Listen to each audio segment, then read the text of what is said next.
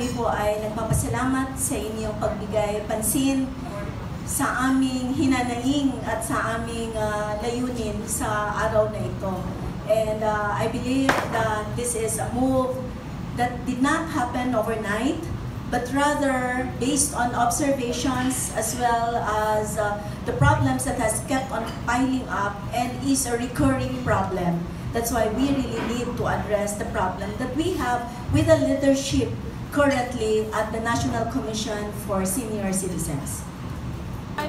Kung malalaman po ito ng mga senior citizen and mga Filipino people, baka po kasi mawala yung trust nila with the agency. So paano nyo po ma-ensure na kahit ganito yung nangyari, ma-ensure nyo po na mapagkakatiwalaan pa rin po nila? Oh yes, definitely. We want our older adult persons to trust us, no?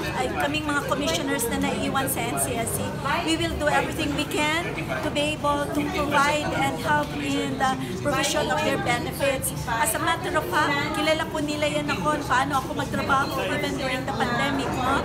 So, ang cluster ko ay Region 6 and 7 at doon natin nilalaunch yung ating mga programa para naman maramdaman nila talaga yung sincerity namin at pagmamahal namin sa kanila. So, pag naayos lang yung leadership natin sa NCSC, I believe mas magiging maningning yung ating pagtatrabaho at pagbibigay ng mga programa sa ating mga kababayan.